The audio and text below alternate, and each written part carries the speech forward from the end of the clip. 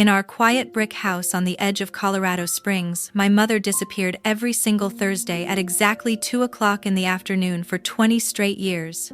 No exceptions. Rain, snow, Christmas. None of it mattered. She would smooth her coat, kiss my forehead, and say the exact same words every time. "Just taking care of some banking for our future, Claire. Nothing for you to worry about. My name is Claire Hartman. I am 38 years old now, and I have been divorced for 5 years, and I believed her. Why would I not? Mom was the one who held our whole life together after Dad died of cancer 13 years earlier. Those Thursday disappearances became untouchable. She would be gone for 3 hours, sometimes 4, then come home looking drained to the bone, but always wearing that calm little smile. And nobody was ever allowed to ask where she went, who she met, or why she came back, like she had been holding her breath the entire time. After my marriage fell apart, I moved back into the same neighborhood to be closer. Same street, same brick houses, same mountain air that makes everything feel clean even when the truth is not. The routine never changed, not once, until the Thursday that ended everything. I was at my desk when my phone rang. It was Ethan, my younger brother. His voice sounded wrong, hollow, like the sound was coming from the bottom of a stairwell. "Claire, get to Memorial Hospital right now. Mom collapsed at the bank." By the time I burst through the emergency room doors, she was already gone. A massive stroke. The doctor told us it was instant. He said she likely never felt a thing. That was supposed to be a comfort, but it did not feel like one. 3 days after we laid her in the ground, I stood alone in her bedroom, staring at the old safe hidden behind rows of carefully pressed dresses. Years earlier, she had told me the code was my birthday. "Because you are the one I trust most," she had said. "Claire." My hands trembled as I turned the dial and pressed the numbers. The door opened with a soft metallic sigh. Inside was a thick, cream-colored envelope, with my name typed neatly on the front, a small metal key taped to it, and a single sheet of paper written in my mother's unmistakable handwriting. "Only open this when I am no longer here. Please do not hate me." I stood there, frozen, the key biting into my palm, because in that moment I understood something that made my knees weaken. Those 20 years of Thursday afternoons had never been about protecting our future at all. If someone in your family ever vanished on the same day every week, or kept financial secrets that only surfaced after they were gone, you already know how this feels. What I found next shattered everything I thought I knew about the woman who raised me. A plain white envelope appeared in the mailbox one morning while I was sorting through sympathy cards. No return address. Just my name typed clean and precise on the front, Claire Hartman. I tore it open right there on the porch. Inside was a brief letter from the branch manager at First National Bank, offering condolences for my mother's passing and informing me that I was listed as the secondary holder on safe deposit box number 312. The annual fee had been paid through the end of the year, and I could access the box at any time with proper identification and the key. I stared at the letter for a long time. My mother had never once mentioned a safe deposit box, not in all those years. But the small metal key from the envelope in her bedroom suddenly made sense in a way that left my chest tight and my mouth dry. I called the bank immediately. The woman on the line confirmed everything, calm voice, routine questions. Then she asked when I would like to come in. "Tomorrow morning," I said. That night I barely slept. The house felt unnaturally quiet without my mother's television murmuring from the living room. No familiar footsteps. No soft sounds of her moving through the space she had ruled for decades. I lay awake replaying her Thursday routine again and again, trying to stitch it together with this mysterious box, knowing deep down that whatever waited inside was going to change everything. By morning I was dressed in jeans and a plain sweater. Nothing stylish, just clothes that felt like armor. The North Valley Bank branch sat on the corner of Nevada Avenue about 15 minutes from the house.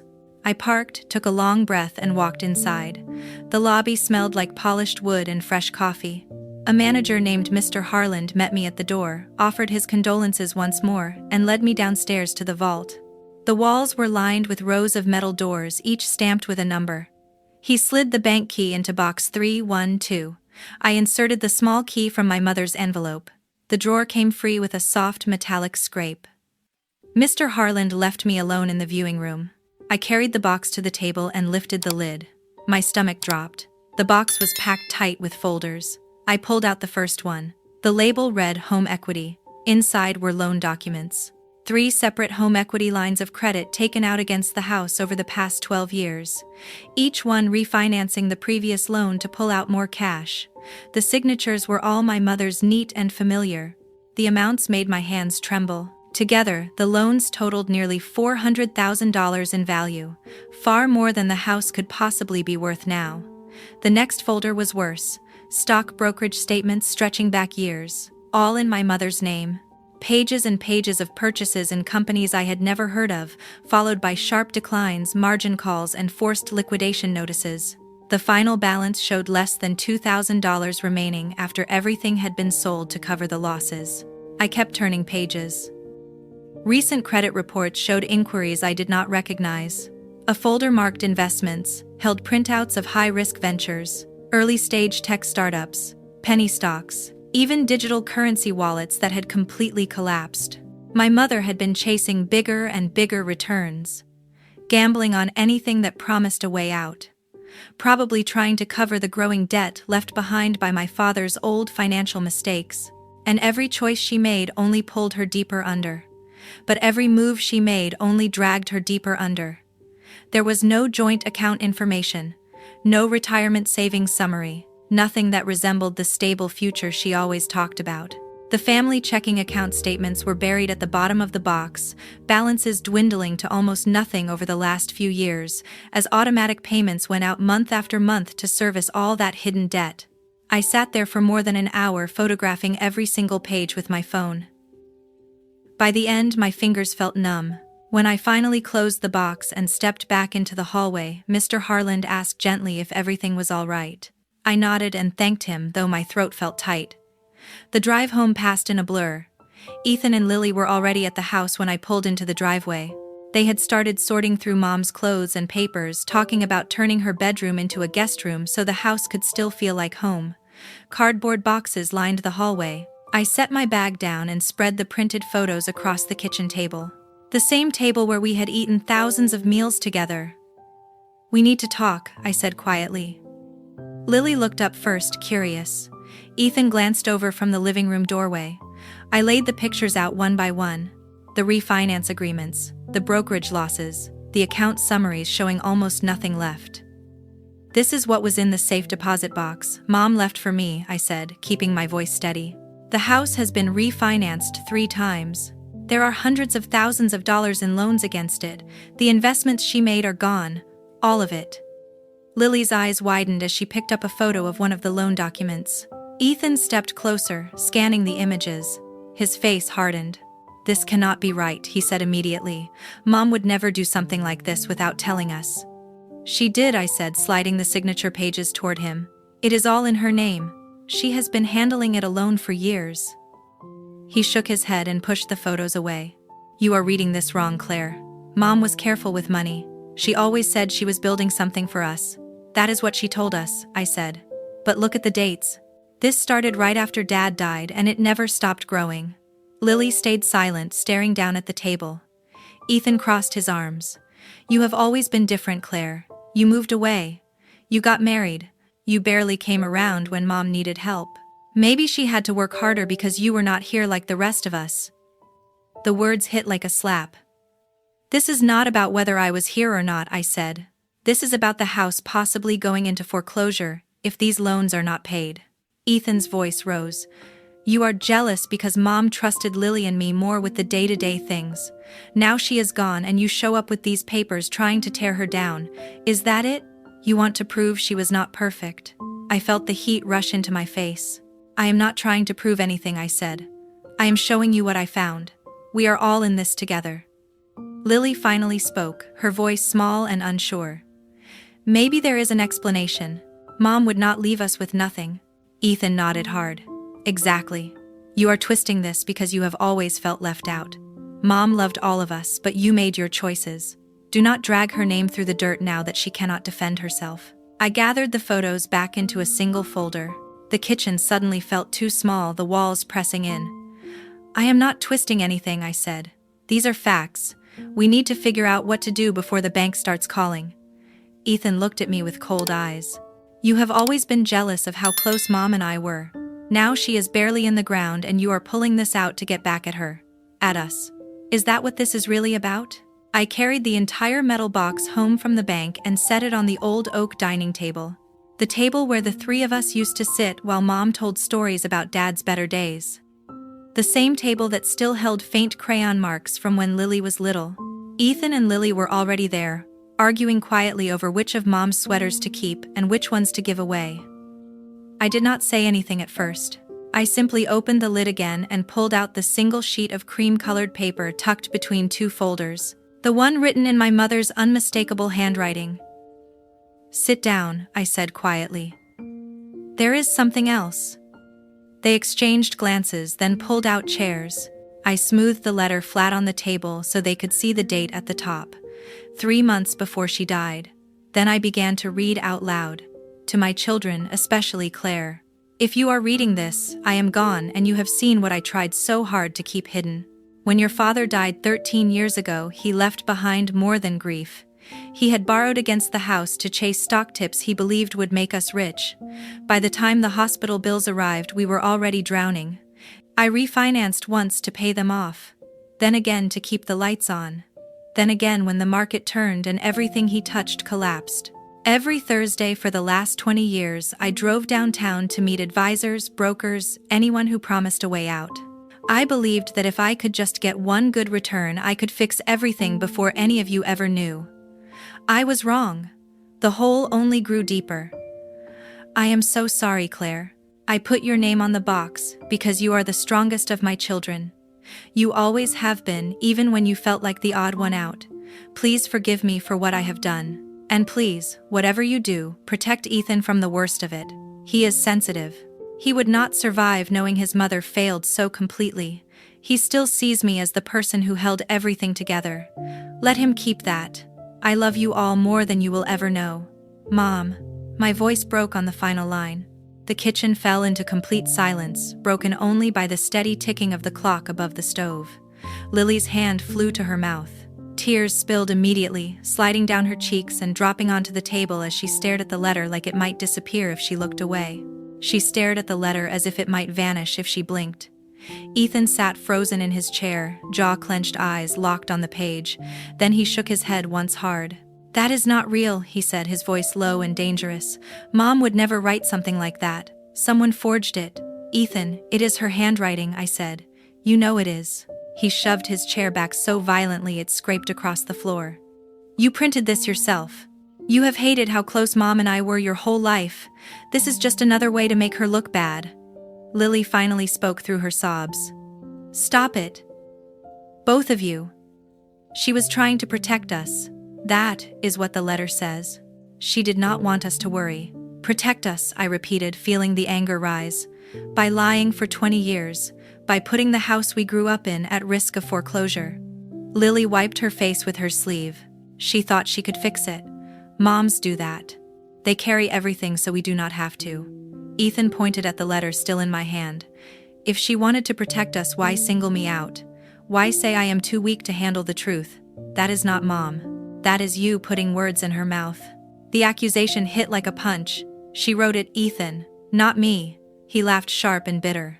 Right. Because Mom spent years telling me I was the one she counted on most, the one who made her proud every single day, and now suddenly I am the fragile one. Come on. Lily reached across the table and touched his arm.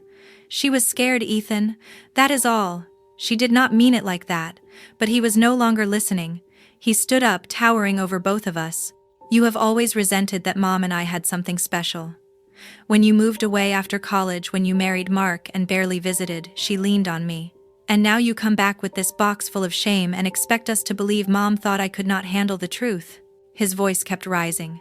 You are twisting everything. This letter, if it is even real, is just her being tired and sick. You are the one turning it into an attack. I fought to keep my voice steady. I am not attacking anyone. I am reading what she wrote. Lily's crying faded into quiet hiccups. She looked back and forth between us, eyes red and swollen. Maybe we should just put this away for now. Mom would not want us fighting like this. Ethan let out a sharp snort. No, Lily. Claire wants a fight. She wants to be right. She always has. That is not fair, I said, hearing my own voice begin to shake. I am the one who opened the box. I am the one who has to figure out what happens when the bank decides they want their money. Lily reached for the letter, her fingers trembling. She says she loves us. That is what matters. Ethan crossed his arms. Exactly. And love does not write notes calling your own son too weak to handle the truth. The room spun for a moment. She was trying to shield you, I said, my words coming faster now, from knowing she made mistakes. We are not children anymore. Lily looked at me, pleading. Even if Mom messed up, she did it for us. She did not want us to hate her. Can we not just accept that? I stared at both of them. At the little brother who once followed me everywhere, at the little sister who used to copy everything I did. And in that moment I understood something that made my chest ache. We were not looking at the same letter at all. Lily wiped her eyes again, her voice barely a whisper. No matter what she did wrong, she was still trying her best for us. You just want to prove you were right all along. The next morning on a Saturday, my phone buzzed. A text from Ethan. Family meeting tonight at the house, 7 in the evening. Be there. No, please. No explanation. Just an order. I knew exactly what it was about. I pulled into the driveway just as the sun slipped behind Pike Peak. The porch light was already on, the same way it had been every evening while Mom was still alive. Lily's SUV was parked beside Ethan's truck. I took a slow breath and walked inside. The living room smelled faintly of Mom's lavender candles. All the sympathy flowers were gone. In their place were framed photographs. Mom smiling beside Ethan at his college graduation. Mom standing proudly next to Lily at her wedding. There were no photos of her with me. Ethan stood near the fireplace, arms crossed. Lily sat curled up on the couch, knees drawn to her chest, clutching a throw pillow like a shield. They both looked up when I entered. Close the door, Ethan said. I did. He did not waste time. We have talked. Lily and I agree. Mom's will is simple. Everything is divided equally between the three of us. The house, the accounts, whatever is left. We are not changing that. I opened my mouth, but he kept going. And we are not going to let you drag Mom's name through whatever story you are trying to build. She is gone. She cannot defend herself. So this ends tonight. Lily finally spoke, her voice soft but steady. You left Claire. You moved hours away. You married Mark. You started your own life. Ethan and I were the ones here every weekend, fixing the roof, mowing the lawn, taking Mom to her appointments. We earned the right to decide how her memory is handled. My chest tightened. This is not about who did more chores, I said. This is about hundreds of thousands of dollars in debt we did not know existed. Ethan stepped forward. According to who? You, the sister who shows up with a metal box full of papers nobody else ever saw. Mom trusted me with everything. She told me where the spare key was, where the good china was hidden, every small detail. She never mentioned money problems even once. Because she was protecting you, I said, echoing the letter none of them wanted to believe. Exactly like she wrote. Lily shook her head. Or maybe she knew you would turn it into a weapon. Ethan reached down, picked up a manila envelope from the coffee table and slid it across to me. Inside was Mom's final will, 2 simple pages notarized 6 months earlier. The house and all remaining assets were to be divided equally among her 3 children. There was no mention of debt, no conditions, no warnings. This is what matters, Ethan said. Not whatever story you cooked up from that box. I did not cook anything up, I replied. The bank records are real. The refinance documents carry her signature. You can hate me all you want, but pretending this does not exist will not make it disappear. Lily's eyes filled again. You always had to be the loud one, she said quietly. The one who questioned everything. Mom used to say you made things harder than they needed to be. The words hurt more than I expected. I am trying to keep us from losing the house, I said. Ethan laughed short and cold. The house you barely visited for the last decade. Spare us the hero act. I looked around the room. At the couch where Mom used to fall asleep watching her favorite game show. At the wall where our heights were marked every birthday until the year I stopped coming home regularly. Everything felt familiar and foreign at the same time. What do you want from me? I asked quietly. Ethan did not hesitate. Leave the copies here. Delete the photos from your phone. Stop talking to lawyers. Stop talking to anyone. We handle this as a family quietly the way Mom would have wanted. Or you walk away now and we handle it without you. Lily added, almost pleading. We just want to grieve in peace. I stared at them. At my little brother who once cried when I left for college. At my little sister who used to crawl into my bed during thunderstorms. And I realized they had already chosen sides. And I was not on it. You are asking me to pretend none of this exists, I said. Ethan met my eyes without blinking. I am asking you to respect our mother. The silence that followed was thick and painful. I reached into my bag, pulled out the flash drive holding every scanned document and set it on the table. Then I took out my phone, opened the photo gallery in front of them, and began deleting the albums one by one. The soft clicks sounded louder than gunfire. There, I said. Lily let out a breath she had been holding. She looked relieved. Ethan did not. That is a start, he said. Now go home, Claire, and do not come back until you are ready to act like part of this family again. I walked down the hallway and picked up the small box I had brought with me. A few childhood books. A single framed photo of the four of us at Garden of the Gods taken when I was 16. Nothing else in the house felt like it belonged to me anymore. At the door I turned back. If the bank calls, you do not say I did not warn you. Ethan stood, walked over, and opened the door himself. Cold night air rushed in. If you keep speaking ill of Mom, he said, his voice low and hard, then do not ever set foot in this house again. We do not need a sister like you. The door closed behind me with a final quiet click. I stood on the porch for a long time, my keys digging into my palm before I walked to my car and drove away into the dark. I found Laura Bennett's office on Tejon Street. A narrow brick building wedged between a coffee shop and an art gallery in downtown Colorado Springs. Her website said she specialized in estate disputes and identity theft recovery. I booked the first available appointment and walked in carrying the metal box as if it weighed 1,000 pounds. Laura was younger than I expected, early 40s, maybe with sharp eyes behind rimless glasses. She did not interrupt as I spread every document across her conference table. She simply watched, silent and focused, as the truth finally had somewhere safe to land. The 3 refinances, the brokerage disasters, my mother's letter, the credit reports I had pulled myself.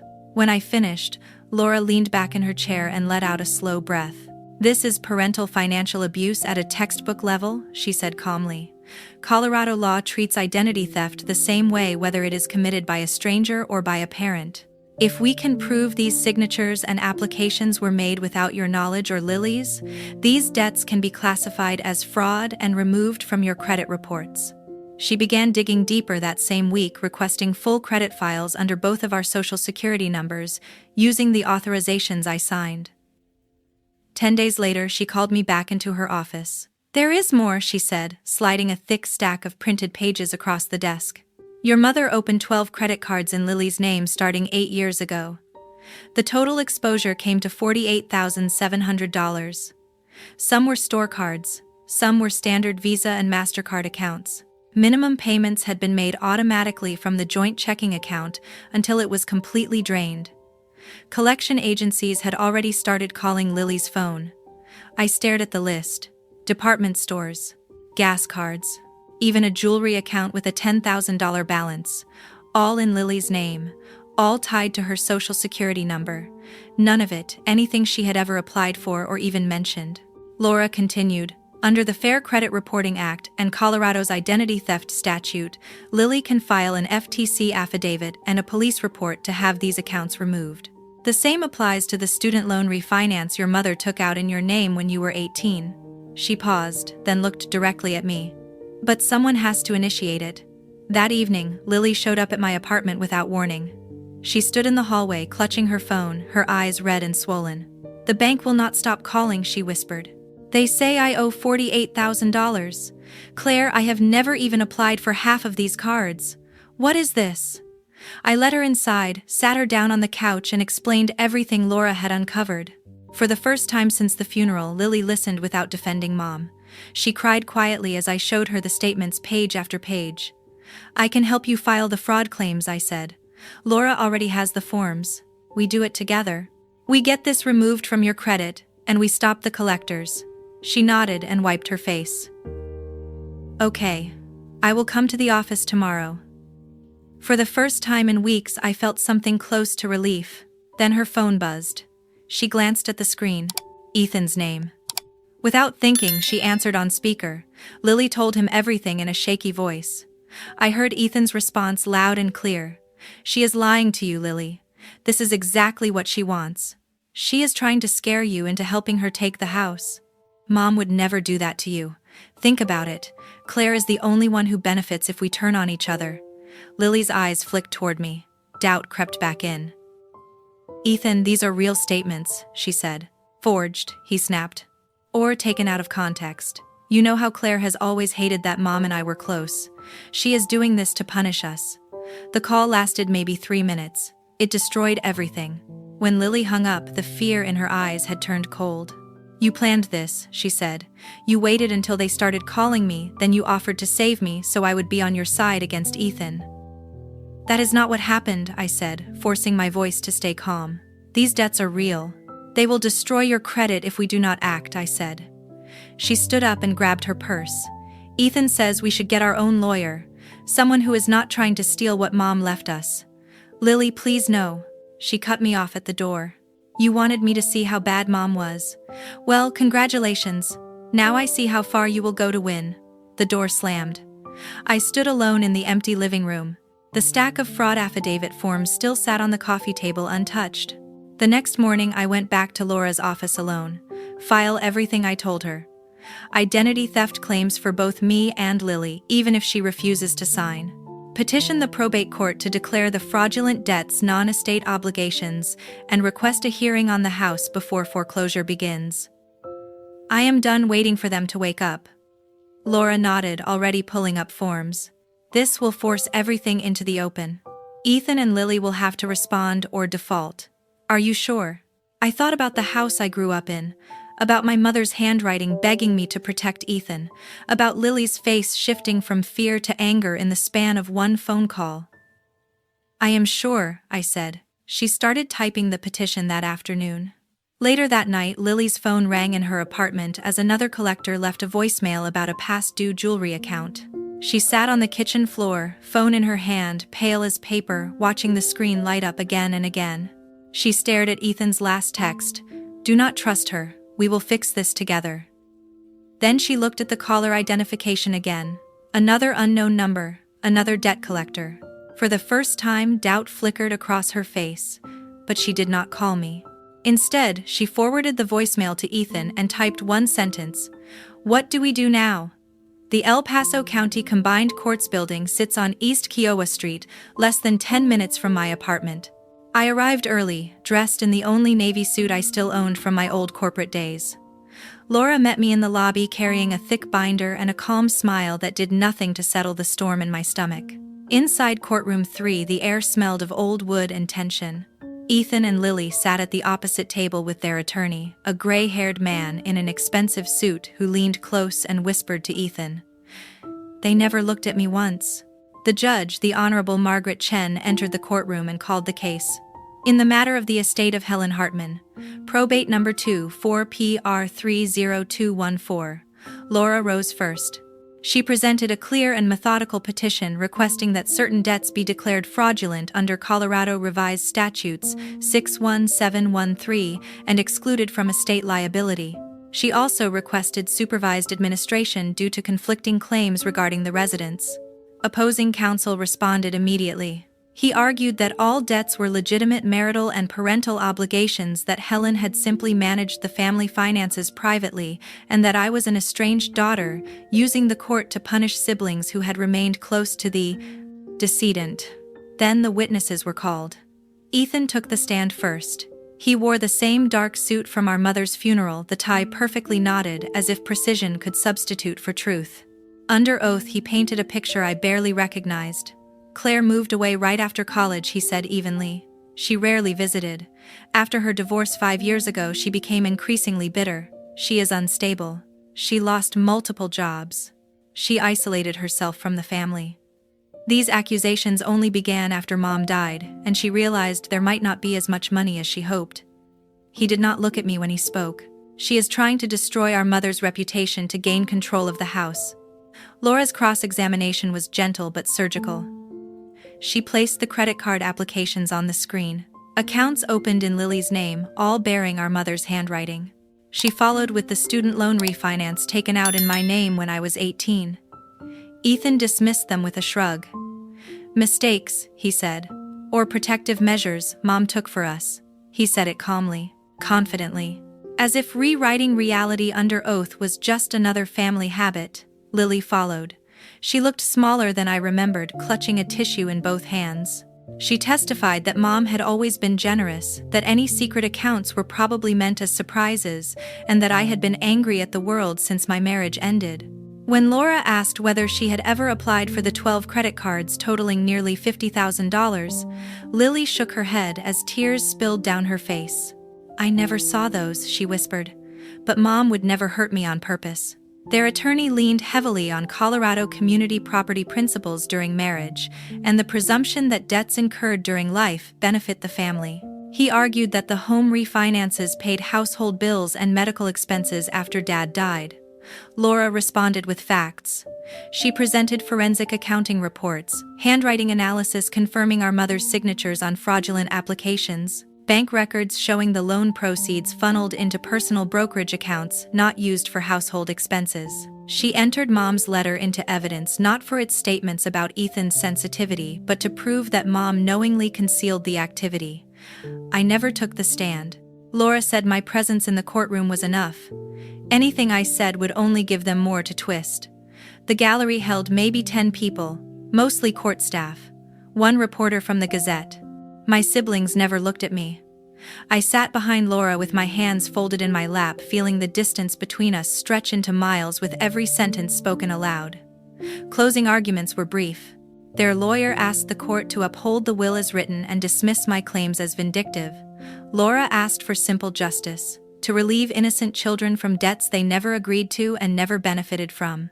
After a short recess, Judge Chen returned to the bench. She adjusted her glasses and spoke in a measured tone that carried through the courtroom.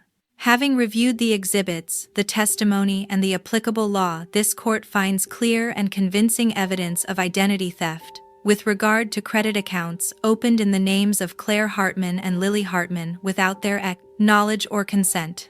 Those obligations are hereby declared fraudulent and non-estate debts pursuant to Colorado revised statutes. The petitioners Claire Hartman and Lily Hartman are relieved of all personal liability." She paused. Ethan shifted in his seat. Lily's hands tightened on the edge of the table. However, the judge continued, the 3 home equity lines of credit were executed solely by the decedent Helen Hartman during her lifetime. While the court sympathizes with the children's position, Colorado law holds that validly executed liens against real property survive the borrower's death and must be satisfied from the estate. Accordingly, the residence located at 1427 Pine Ridge Road shall be sold at public auction under supervised administration. Proceeds shall be used to satisfy the valid secured debts first, with any remainder divided according to the decedent's will. The gavel came down once, sharp. Final. Laura turned toward me and gave the smallest nod. We had won the fraud case, but the house, our house, was gone. People began gathering their files. Chairs scraped softly against the floor. Ethan stood, smoothed his jacket, and walked past my table without stopping. As he passed behind me, he leaned in just enough for his words to reach only my ears. "No matter what that judge says, Mom was still the best mother in the world, and you will never understand that." He kept walking. Lily followed him, her eyes fixed on the floor, never once looking back. I remained seated long after the courtroom emptied, staring at the space where they had been feeling the final thread between us, stretched tight. And then, snap. For good. The brick house sold at auction faster than anyone expected. A young couple from Denver bought the house for just over the remaining loan balance. They were excited about the quiet street and the mountain views from the back deck. On a gray morning, I signed the closing papers in Laura's office, my pen scratching across line after line until the deed no longer carried the Hartman name. My share after the valid liens were paid and probate fees deducted came to $23,000, enough to clear the remaining collection penalties tied to the fraudulent accounts and leave a small cushion in a new checking account. Nothing more. I found a one-bedroom apartment in Rock Rimmon north of the city near the Air Force Academy, with windows that faced the foothills. The moving truck held exactly 12 boxes: books, clothes, a few dishes. And the childhood photo I had rescued the night Ethan shut the door on me. Everything else, the furniture Mom had chosen, the holiday decorations we once hung together, stayed with the house or went into Ethan and Lily's storage unit. The first night in the new place, I sat on the floor eating takeout and listened to the unfamiliar quiet. No creaking stairs. No television murmuring from Mom's old room. No Ethan laughing at something in the basement. Just the low hum of the refrigerator and the distant sound of the highway. They never reached out. Not a text, not an email, not even a forwarded utility bill. Through a mutual acquaintance, I heard that Ethan and Lily held a small memorial gathering on the first anniversary of Mom's death. They served catered sandwiches in the backyard of a house they no longer owned, raising toasts to the mother they insisted had done nothing but protect them. My name came up. The second year passed the same way. I saw Lily once at Garden of the Gods. She was pushing a stroller, her toddler bundled inside. Our eyes met across the parking lot. She looked away immediately, tightened her grip on the handle, and walked faster toward the red rock formations. I stood beside my car until she disappeared around the bend. Ethan changed jobs and moved to a new firm downtown. His LinkedIn page glowed with promotions and smiling team photos. Lily posted family pictures on social media. Birthdays, vacations. Always smiling. Always just the two of them with their growing families. If they ever spoke of me, no one told me. I paid my bills on time. I rebuilt my credit one careful step at a time. I took a part-time job at the library on Academy Boulevard just to stay busy. The apartment filled slowly. A second-hand couch. A small table. Plants on the windowsill that actually survived. I learned my neighbors' names. I joined a hiking group that met on Saturday mornings. I let the silence become something I chose instead of something forced on me. One afternoon, 3 years after the gavel fell, the mail carrier left a single envelope in my box. No return address. Just my name written in Lily's careful handwriting, the same script that used to leave notes on my bedroom door when we were kids. I carried it inside and opened it with a butter knife. A plain white card, one sentence in black ink. Do not ever contact us again. To us, you ceased to exist the day Mom died. Nothing else, no signature, no explanation. I set the card on the counter and stared at it for a long time.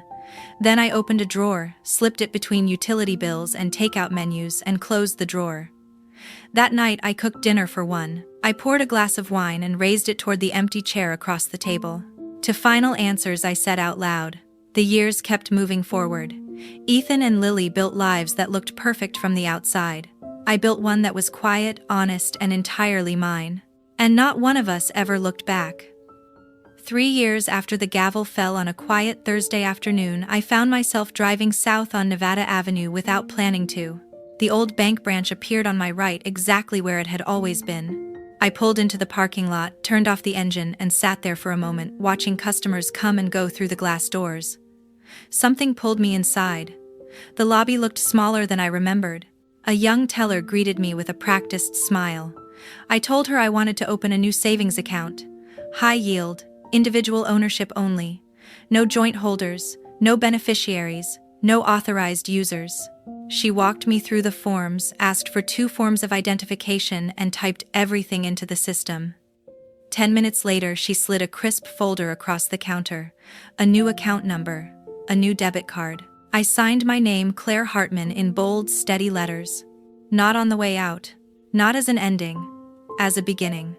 When she asked if I wanted to make an initial deposit, I transferred $25,000 from the account I had quietly built since the probate check cleared.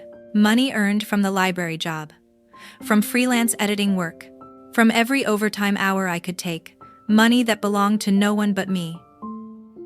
The teller handed me the receipt and asked if there was anything else she could help with today. That is all I said. Thank you. I stepped back into the late afternoon sun, feeling lighter than I had in years. On the drive north, I took the long way past the exit for Pine Ridge Road, where the brick house used to stand. A new family lived there now. I had seen their Christmas lights the December before. I did not slow down. At home, I poured a glass of water. No wine tonight. I stood at the window and watched the sun sink behind the front range. The apartment was small, but every inch of it was mine. Bookshelves I chose myself. Plants that thrived because no one else decided when they were watered. A calendar filled with plans that belonged only to me. I thought about the envelope that started everything. The key, the letter, the courtroom, the slammed doors, the single hateful card from Lily. I thought about my mother's Thursday disappearances and how they shaped an entire lifetime of secrets. And for the first time, none of it hurt. Cutting them out was not punishment, it was surgery. Clean, necessary, final. Blood does not always mean family, and love is not a contract that forces you to swallow poison forever. I set boundaries not because I stopped loving them, but because I finally started loving myself more. If you are hearing this, and you recognize the pattern, if someone in your life disappears every week to handle things, if accounts appear in your name that you never opened, pay attention. If telling the truth gets you labeled selfish or unstable, listen carefully. Trust documents, not the stories people tell to keep you quiet. Ask for statements. Pull your own credit report. Speak to a lawyer before you are the one left holding the wreckage. Family is supposed to protect you, not bankrupt you and then blame you for noticing. Some ties are chains disguised as love. Cutting them does not make you the villain. It makes you free. I finished the water, rinsed the glass, and set it in the drying rack. Outside, the Thursday sky turned deep orange over the mountains. I smiled, locked the door behind me, and stepped into the evening, no longer waiting for anyone to come home. Because the only future I am securing now is mine.